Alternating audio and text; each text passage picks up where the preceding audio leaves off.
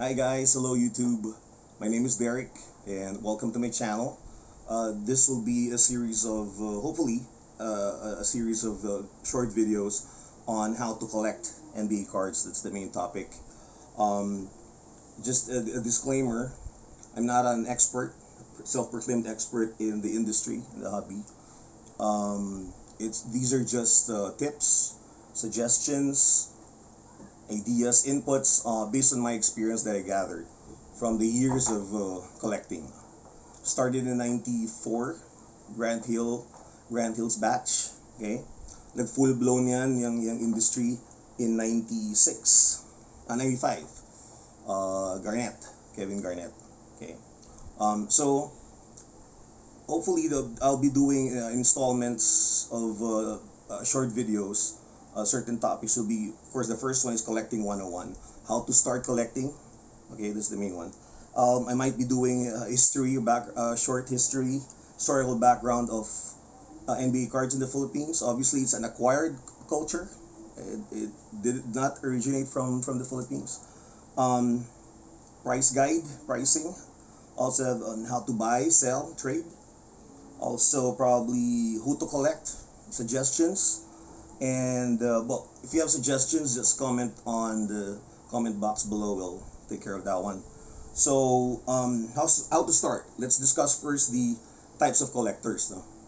First one is the up and coming, the startup collectors, new in the hobby, nothing, walang idea. That's why I'm creating this video along with other videos in YouTube. So, type of collectors, there's a newbie. This one's for you, particular. There are hobbyists though, with personal collections. I've seen collectors na more on investing, okay, card flipping. If you're a sneakerhead, if you're familiar with sneakers, they do that. They purchase it low and then keep it for a couple of months. Once the price appreciates, they flip nila at a higher price. It's the same thing, okay? But in sneakers, it depends on the demand. In NBA basketball cards, it depends on the performance of the player. Okay, so those are types of collectors, and of course, there's an in between. Okay, type of collector. Those are the mga return of the comeback, kung tinatawag. Just like me, I started again in 94. Batch nila Grant Hill yan. Nag-full blown ang hobby ng mga 95 until 96. Of course, the best batch for me. 96 sila Iverson, sila Kobe. And of course, somehow, siguro for some reason, medyo nag-dwindle down yung mga numbers of traders sa area. SM Center Point, Ever Gotesco, Green Hills of course, SM North EDSA. Meron yan. There's a lot of following sa NBA cards. A lot of binders, trade. Spending a lot of hours doing that. Okay. So, but I stopped, I think, prior to the year LeBron joined the league. Right? I think it's in 03. I was busy at work. Tapos papansin ko medyo nag-dwindle down na yung mga hobbyists. So, that's when I stopped collecting. One of the benefits that probably hobbyists got from the pandemic is medyo, of course, idle yung time. Was in between jobs last year. I tried, nagkalkal tayo ng mga lubang containers. I saw NBA cards and then I researched, tried to buy a card. I found out na it's back, the hobby's back, stronger than ever. First reason probably is because of Zion's entry to the league last year. That's one. Second is, of course, as I mentioned, very idle yung time ng mga tao. So they started collecting those Kobe Bryant's, Iversons na tabi nila. Of course, Kobe's cards appreciated. I'll discuss that in another video when he died. Very ironic, but of course. So we'll get into it. I've mentioned the types of collectors. I have here some the essentials of what you need to keep safe your cards. Okay.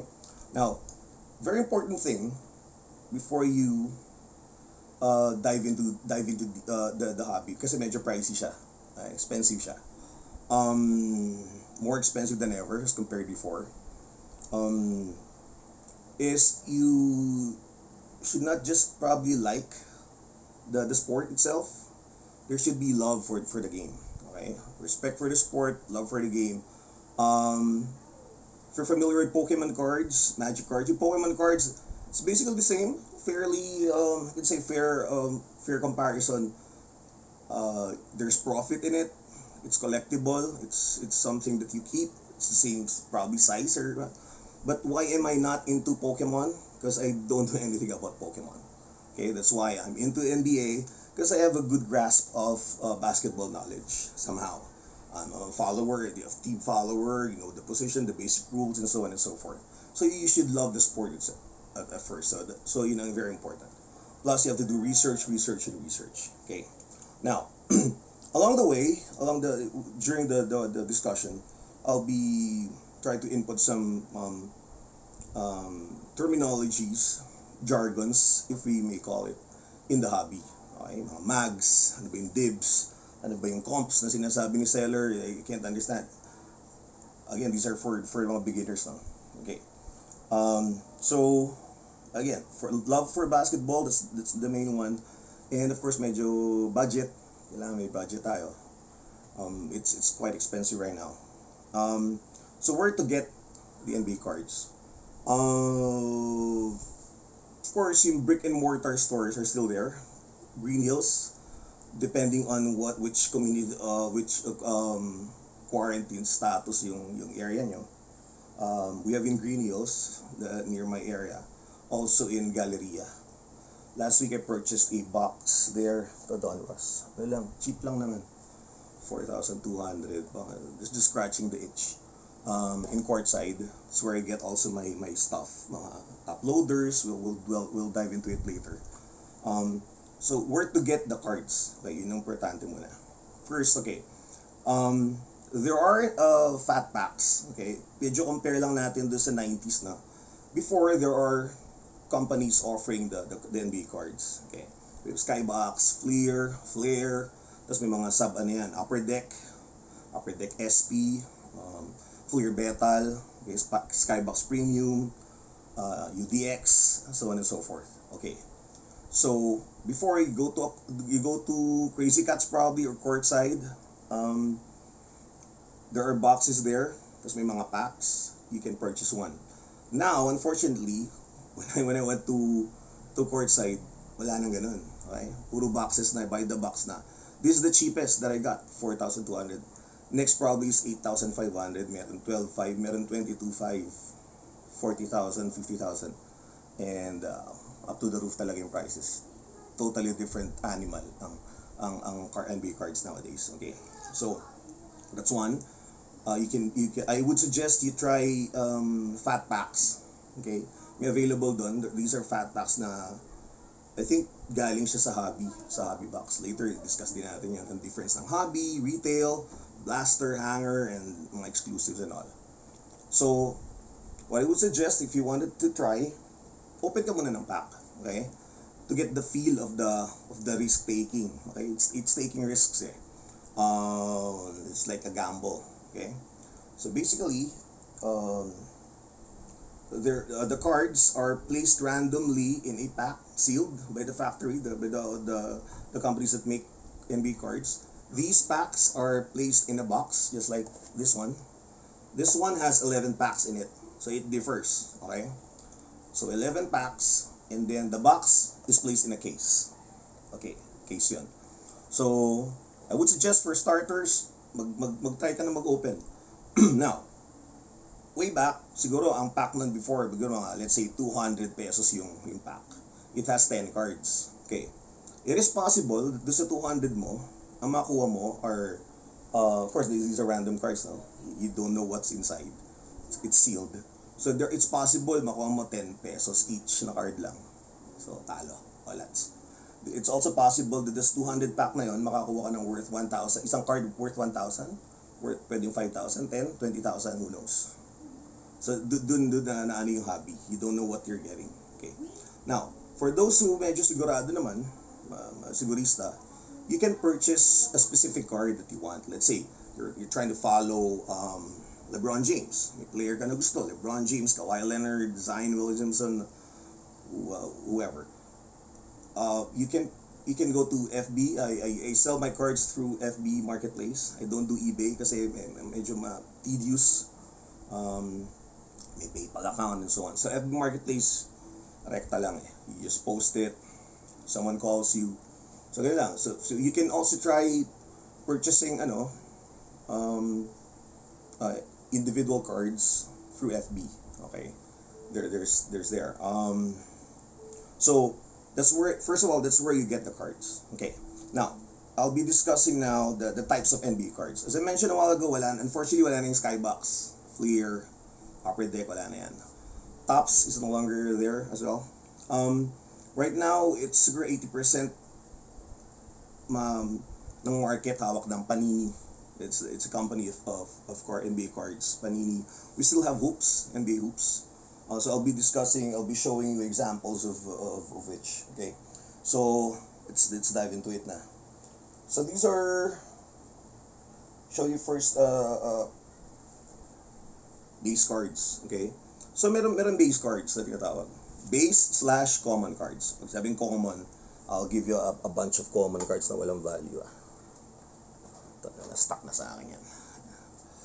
Collecting 90s. Wala masyadong value yan. Don't know what to do with it.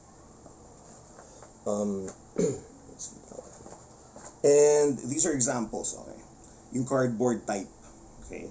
This is a Don Russ current year, 2020-21.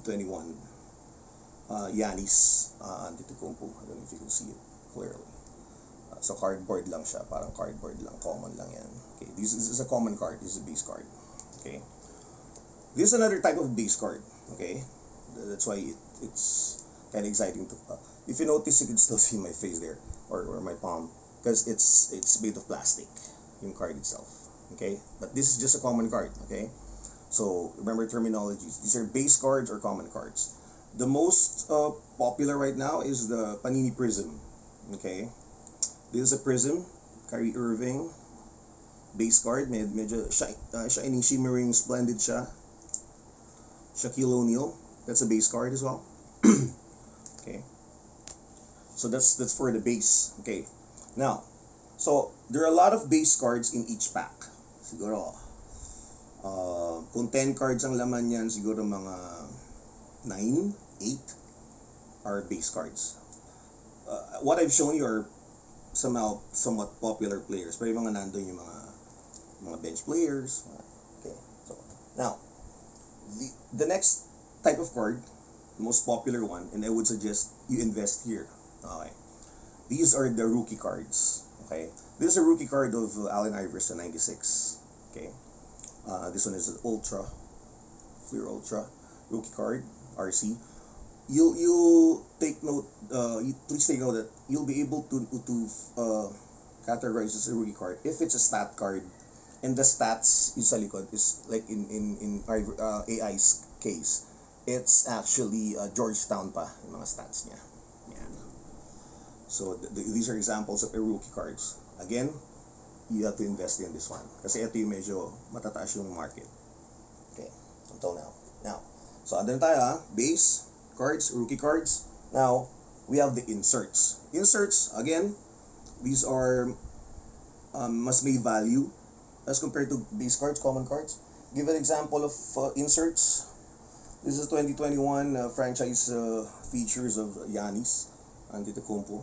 Okay. Close up. Skybox yata ito, Charles Barkley in the 90s. Ito, mga gandang cards na inserts. Mga titos dyan. Okay. Rising Stars to Jason Kidd. These are inserts. Okay. So those are examples of an insert. These are common inserts, basically. Okay. We have die cuts as well. When you say die cuts, see that? May cut yung mga corners. This one, Jordan. May cut yan. So it's not completely a rectangular, in the rectangular form. Those are die cuts. Those are inserts as well. We have also holograms. Medyo ano lang yung mga players. I don't know if it's visible. See that? Ayan, kita sila. So these are inserts as well. Now, meron tayong tinatawag na parallel. inserts. What are those? This is an example of a common card from Mosaic last year. Jarrett Allen, still playing with the Nets, Brooklyn, that time. Okay, this is a common card. Now, when I say parallel, it's an insert from the base card with a different color, like so. This is a gold Jarrett Allen. So this is an insert, considered an insert. Okay, this might cost cents lang because pricing is in dollars, of course. This mas mataas yung pricing and all. Okay, so parallel, common. Tapos ito yung parallel niya. May mga iba pa yan. May sometimes may blue, may orange, depending on how rare it is. Okay, how design. Meron naman orange crack ice yata to ni Kevin Durant. That's one. Shining shimmering na. Yeah, for Mosaic. Those are examples of parallel. In the 90s, we have refractors. Okay? Merong common ni Robert Horry to. Base. When we say common, ano lang siya. But this one refracts, if you notice. Medyo ano siya. This is called a refractor. Okay? Yan. So imagine, nung 90s, ang refractor, insert na yan, matindi na yan. Nowadays, this is a common card pero mukhang refractor na siya. Okay? And we also have numbered cards. Okay? This one. Yan yung mga masasarap na i-collect. You can see the number here. I think it's 12 or 15. So, what does that mean? Only 15 in production. For a specific player, for a specific card. Okay? 15 lang ang ginawa. So we have number 2, 200, 149, number 2, 100, number 2, 10. The lower yung numbering, of course, mas rare. Kasi if it's numbered like that, 25, globally, 25 lang talaga ni-release. Okay? And you can just imagine if you were able to get 1 of 1. There's such a thing as 1 of 1. So obviously, if you have that card, wala kang kapareha. Nag-iisa. Okay? So we also have patch cards or game used. Mas appreciative ako sa patch cards eh. These are authentic fabrics of Alonzo Mourning. That one is a game used jersey. Okay, a patch of the game used jersey. So may DNA to, may pinagpawisan to ni Mourning na. May pawis ni Zoe yan. Okay? There's another one is jersey series from Giannis Antetokounmpo. Yan. Those are jerseys talaga na nakapatch. So medyo nakapal nga lang yung card. This is compare the thickness na. Okay. And another insert is autographs. Okay? Signed cards. Dinwiddie. Yan. This one, hindi siya si Billy Ray Bates. I think this is Naz Reid. Okay, there are two types of autographics. So we have, if you look a little closer, it's on sticker and on card. This is an on sticker. Ibig sabihin, NBA sent the player stickers and then they signed onto it. And then siguro sila na yung factory na. Ang mas gusto ko, of course, is yung on-card auto. On-card auto is the card itself, hinawakan ni player, and doon siya sa card mismo pumirma. Okay? Now, merong factoring na tinatawag. So, it doesn't mean na whenever nag-open ako ng pack, Derek, and so happen may insert, panalo na ba ako? No. It depends. It depends on how rare the card is, plus, okay, it depends on the player. Okay. Before in the 90s, ang talagang pinagbabasihan lang before was Michael Jordan is here. Andito sila. Okay, let's say nasa 5th level siya ng pricing. Siguro nasa 2 sila Vince Carter, Kobe, Iverson. 1 sila Karl Malone, sense lang yan, so on and so forth. Ganun lang siya. Jordan, ito yung the rest. Right now, we have, last time I checked, LeBron James, okay, Luka, Zion, and then dito sila Ja Morant, Steph, Giannis Antetokounmpo, sila Kawhi, Steph Curry. So that's it. Is there another example of a parallel card? Okay, so now somehow you get a grasp of the basic NBA cards that we have. Next is the essentials. How to keep safe your cards. So let's start with the card itself. What do I need to get that one? Let's say this one here. So this is the card, okay, raw. So you'll be able to purchase in meron na rin sa Lazada, mas pricey nga lang. These are called penny sleeves or card sleeves. There are two types of sleeves, okay? One is fitted, okay? As the term implies, nag-fit yung card. The other one is loose. Medyo loose yung card sa loob, okay? So sleeves, they're important yan. So you get a sleeve, okay? And place the card like so, okay? If you notice yung mga common cards ko, yung mga pinakita kanina makapal, hindi ko na ni-sleeves yan kasi wala naman akong plan i-event. But you have to take care of it. Let's say, medyo pricey yung card mo. For you to be able to take care. Kasi, bakit important yung pag-keep safe? How to keep safe? Other siguro, stuff na binibenta. It depends on